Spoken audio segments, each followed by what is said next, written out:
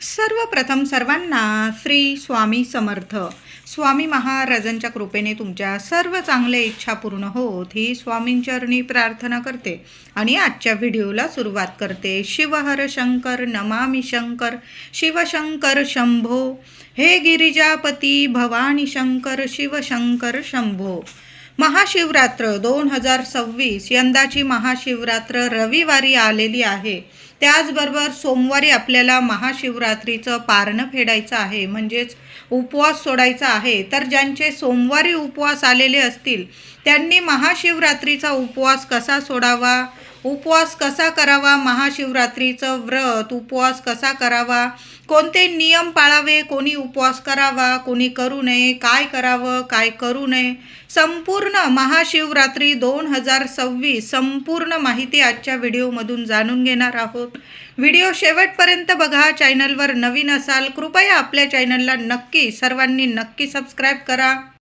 तर माघ कृष्ण चतुर्दशीस महाशिवरात्र असे म्हणतात. तसं पाहिलं तर प्रत्येक महिन्यातील कृष्ण चतुर्दशी ही शिवरात्रच असते, पण माघ कृष्ण पक्षातील शिवरात्र जास्त महत्त्वाची मानली जाते. असं म्हटलं जातं शास्त्रानुसार की महाशिवरात्रीलाच 12 ज्योतिर्लिंगात शिवलिंगात भोलेनाथ साक्षात प्रकट झालेले होते, म्हणून हा दिवस शंकरांच्या उपासनेचा मानला जातो. या दिवशी उपवास केला जातो, शिवशंकरांना अभिषेक केला जातो, बेलाची पानं, पांढरी फुलं भावभक्तीने वाहिली जातात. जी व्यक्ती महाशिवरात्रीचं व्रत करते, उपवास करते, त्या व्यक्तीला या जगात कशाचीच कमी पडत नाही, कुठली भीती उरत नाही.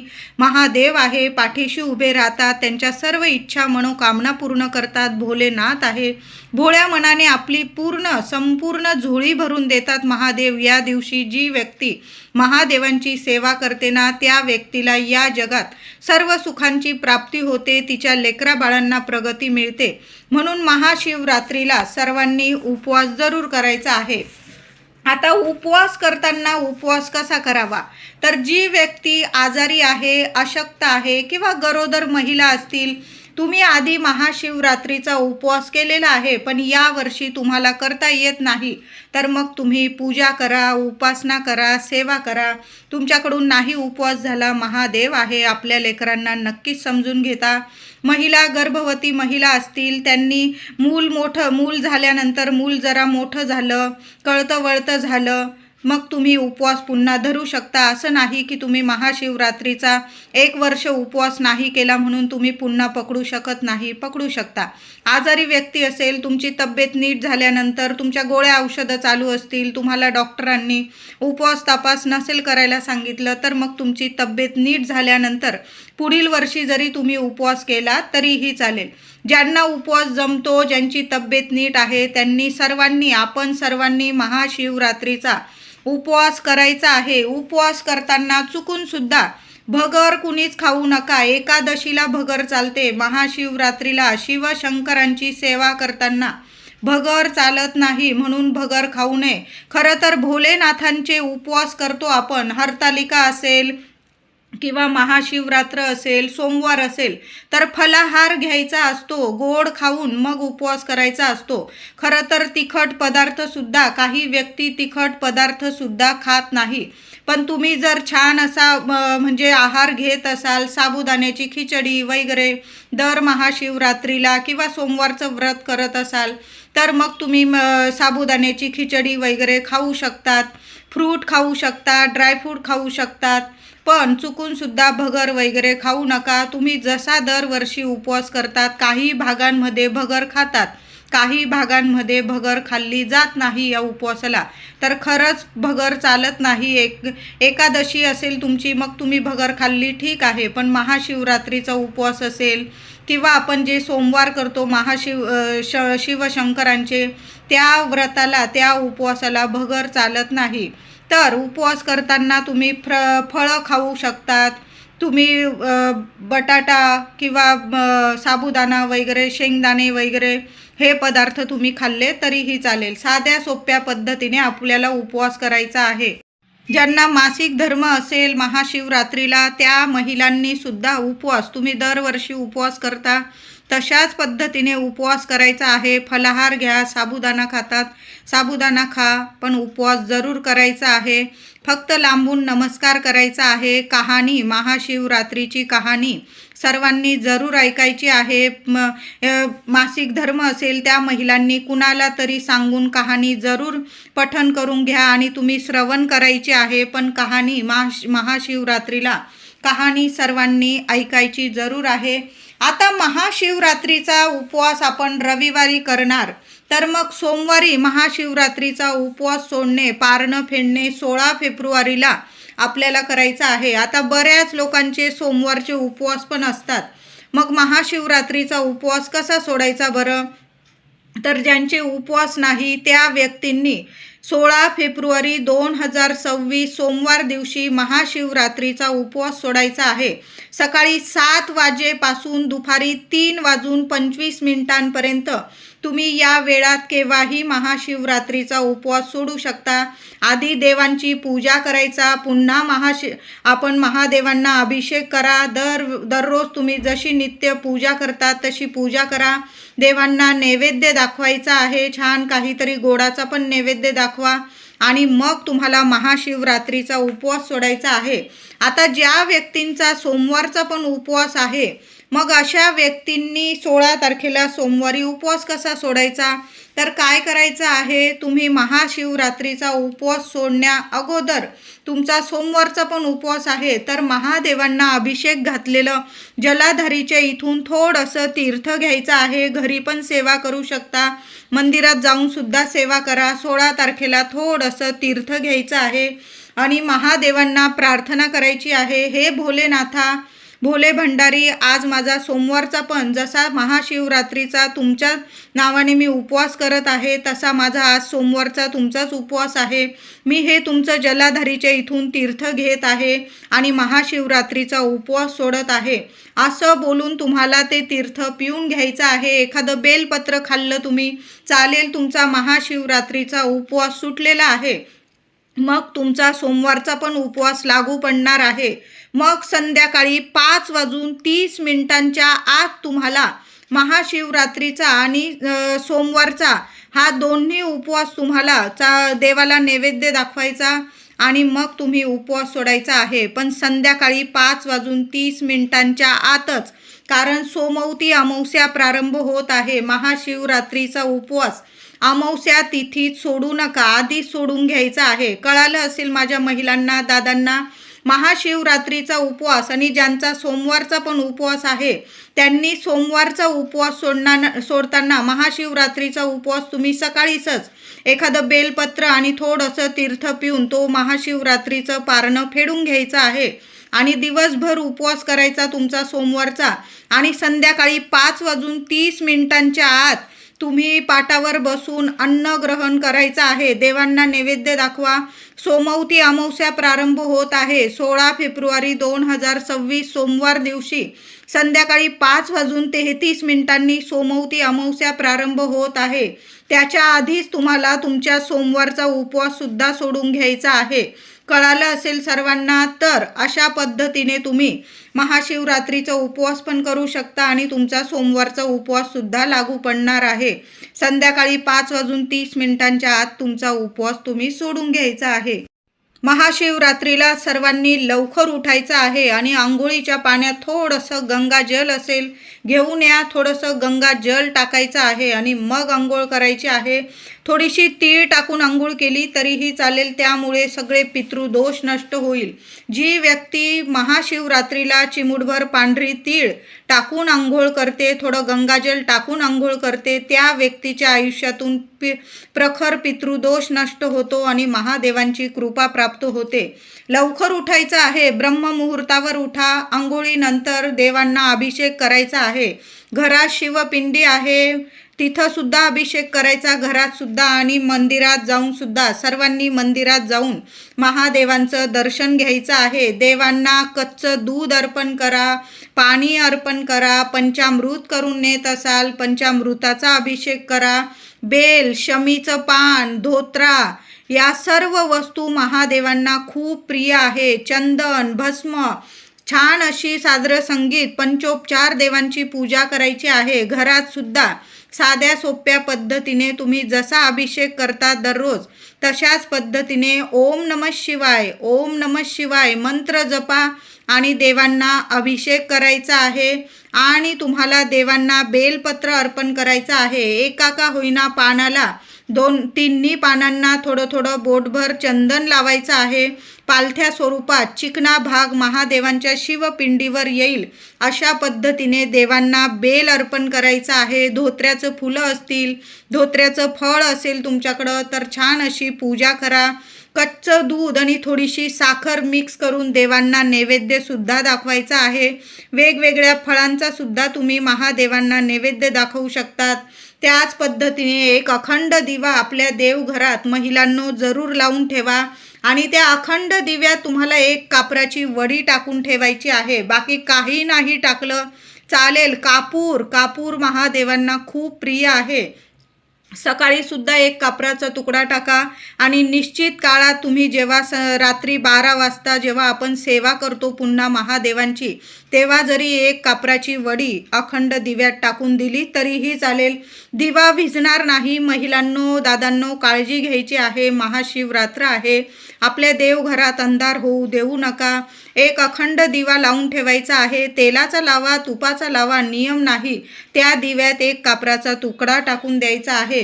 तर निश्चित काळ, महाशिवरात्रीचा निश्चित काळ, आपण सकाळी तर पहाटे उठून देवांची सेवा करणारच आहोत. या दिवशी तर खरं 4 वेळा, बरेच व्यक्ती 4 वेळा महादेवांना अभिषेक करतात. पहाटे करतात, दुपारी करतात, पुन्हा संध्याकाळी प्रदोष काळात करतात आणि निश्चित काळात सुद्धा म्हणजे 4 प्रहराची सुद्धा पूजा केली जाते. म्हणून जेवढी जमेल ना सेवा या दिवशी जरूर करा.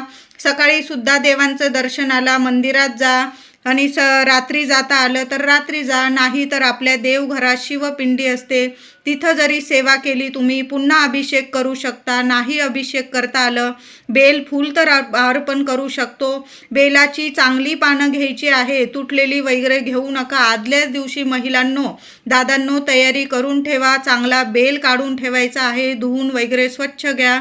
देवांना चांगला बेल अर्पण करायचा आहे. तर महाशिवरात्र 2026 मधील निश्चित काळ रात्री 4 प्रहराची पूजा रात्री 12:28 ते रात्री 1:18 आपल्याला करायची आहे. कळालं असेल सर्वांना.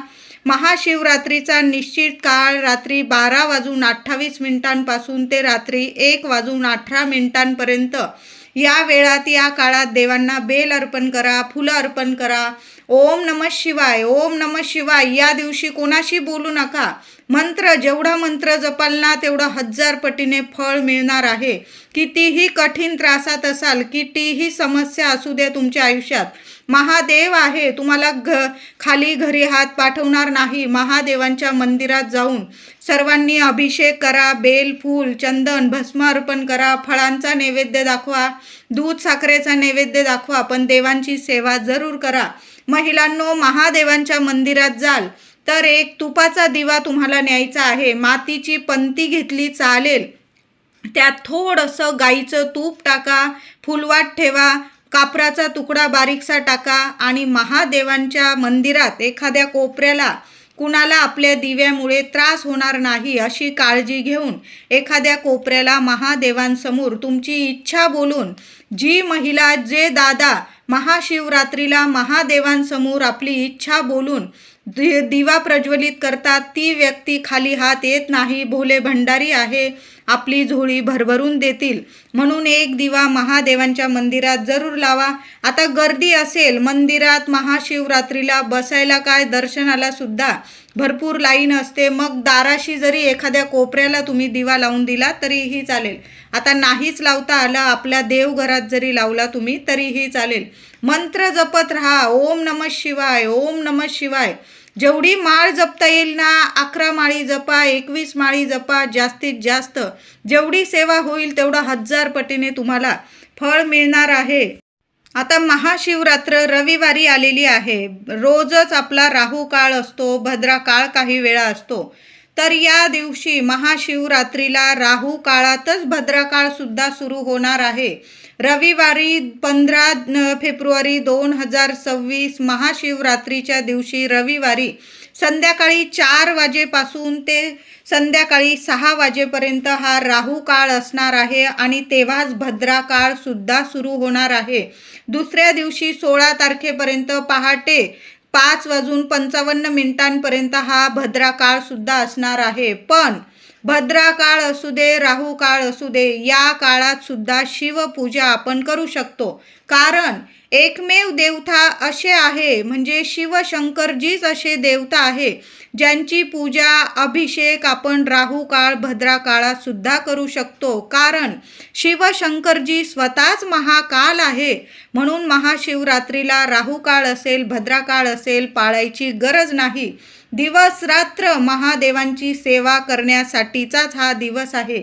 जी व्यक्ती महाशिवरात्रीला फक्त एक बेलपान साधं पाणी जरी अर्पण करते ना, त्या व्यक्तीच्या सर्व इच्छा मनोकामना महादेव नक्कीच पूर्ण करतात. म्हणून रविवारी महाशिवरात्रीला कुठलाच भद्रकाळ राहू काळ पाळायची गरज नाही. शिवशंकरजी स्वतःच महाकाल आहे. म्हणून या दिवशी संपूर्ण दिवस जेव्हा तुम्हाला मंदिरात जाता येईल, घरी तर पहाटेच पूजा करा आपल्या देवांची आणि दिवसभरात केव्हाही तुम्ही मंदिरात जा आणि देवांची सेवा जरूर करा. महाशिवरात्रीचा उपवास व्रत करताना काही नियमांचं पालन जरूर करायचं आहे. गर्भवती, आजारी, अशक्त यांनी उपवास नाही केला, तुम्ही पुढील वर्षी उपवास करू शकता. या दिवशी तुम्ही देवांची सेवा करायची आहे. महाशिवरात्रीला ब्रह्मचार्याचे पालन आदल्या दिवसापासून सर्वांनी ब्रह्मचार्याचे पालन जरूर करायचे आहे. महाशिवरात्रीला मासिक पाळी आल्यास उपवास दरवर्षीप्रमाणेच करावा. लांबून देवांना नमस्कार करा, कहाणी वाचा आणि दिवस रात्र ओम नमः शिवाय ओम नमः शिवाय मंत्र जपायचा आहे. उपवास करताना फलांचा आहार घ्यायचा आहे. जास्त तेलकट तिखट पदार्थ आपल्याला टाळायचे आहे. देवांची सेवा करण्यासाठी शक्ती मिळण्यासाठी आपल्याला फलाहार घ्यायचा आहे. बाकी तुम्ही जसा उपवास करता दरवर्षीप्रमाणे तसा करू शकता, पण खरं गोड खाऊन देवांचा आपण उपवास करायचा आहे. म्हणजे फलाहार घेऊन आपल्याला देवांचा उपवास करायचा आहे. सेंदेव मीठ, तुम्ही जर आहार घेत आहात, थोडं तिखट वगैरे खात आहात तर पांढरं मीठ वापरू नका, सेंदेव मीठ वापरायचं आहे. तिखट पदार्थ जास्त खाऊ नका. मनापासून उपवास व्रत करायचे आहे. उपवास न करणाऱ्यांनी, आता जी व्यक्ती उपवास करत नाही, तुम्ही जेवत आहात तर या दिवशी कांदा, लसूण, मांसाहार, मद्यपान या पदार्थांचा आहारात समावेश करू नका. या दिवशी चिडणं, ओरडणं, भांडणे, अपमान, घरात कटकटी होईल, या गोष्टी आपल्याला टाळायच्या आहे. घरात शांतता राहील आणि देवांचं नामस्मरण होईल, एवढंच आपल्याला बघायचं आहे.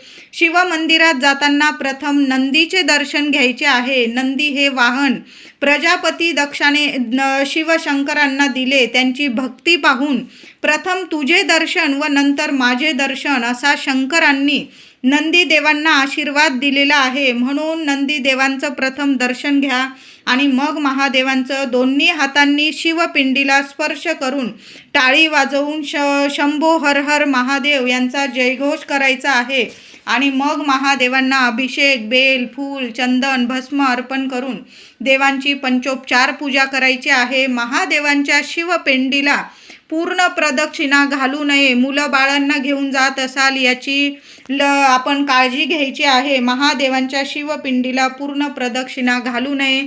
पूजा बसून शांततेत करायची आहे. उत्तरेकडं तोंड करून आपण शांततेत बसून पूजा करायची आहे. महाशिवरात्रीला सर्वांनी लवकर उठायचं आहे. दिवसा दुपारी झोपू नये. रात्री जागरण करायचं आहे. निश्चित काळ संपेपर्यंत तरी सर्वांनी जागरण जरूर करायचं आहे. आजारी अशक्त व्यक्ती आहे, गरोदर महिला आहे, त्यांनी ठीक आहे एक वेळ झोपले, पण आपण सर्वांनी जागरण या दिवशी निश्चित काळपर्यंत तरी जागरण सर्वांनी जरूर करा. मंत्र जपायचे आहे. श्रद्धा महत्त्वाची आहे. या दिवशी स्वच्छ कपडे घालून पूजा करायची आहे. काळ्या रंगाचे न धुतलेले, मळलेले, फाटलेले वस्त्र नेसून पूजा करू नका. शक्यतो तुमच्याकडं पांढऱ्या रंगाचे जर कपडे असेल तर पांढऱ्या रंगाचे धुतलेले स्वच्छ वस्त्र नेसून पूजा करायची आहे आपल्याला. या दिवशी शिवलीलामृताचे पारायण झाले तुमच्याकडून घरात तर अतिशय उत्तम. महाशिवरात्रीला हे पदार्थ जरूर शिवपिंडीवर अर्पण करावे. तर महाशिवरात्रीला शिवलिंगावर हळूहळू मंत्र जपत पाणी वाहिल्यास स्वभाव शांत, प्रेमळ, निर्मळ बनून आयुष्यात भरभरून सुख समृद्धी येते. म्हणून महादेवांच्या शिवपिंडीवर महाशिवरात्रीला हळूहळू मंत्र जपा आणि हळूहळू पाण्याचा अभिषेक करायचा आहे. त्याचबरोबर पाण्यात केशर घालून किंवा दुधात केशर घालून शिवपिंडीवर अभिषेक नक्की करा. सर्व तुमच्या मनोकामना पूर्ण जरूर होतील. ज्या मुलींच्या लग्न कार्यात अडचणी येतात ना, 2 धागे केशरचे पाण्यात किंवा दुधात मिसळून घ्या आणि त्या पाण्याने किंवा दुधाने महाशिवरात्रीला नक्की अभिषेक करा. तुम्ही खाली हात घरी येणार नाही. तुमच्या सर्व इच्छा मनोकामना जरूर पूर्ण होईल. शिवपिंडीवर साखर अर्पण केल्याने लक्ष्मी प्राप्ती होते, धनप्राप्ती होते. ज्यांच्या घरात बरकत नाही, लक्ष्मी टिकत नाही, काही ना काही आर्थिक अडचणींना तुम्हाला सामोरं जावं लागत असेल तर यंदाच्या महाशिवरात्रीला 15 फेब्रुवारीच्या दिवशी शिवपिंडीवर मूठभर साखर अर्पण करा. बघा, तुम्ही सुद्धा खाली हात घरी येणार नाही.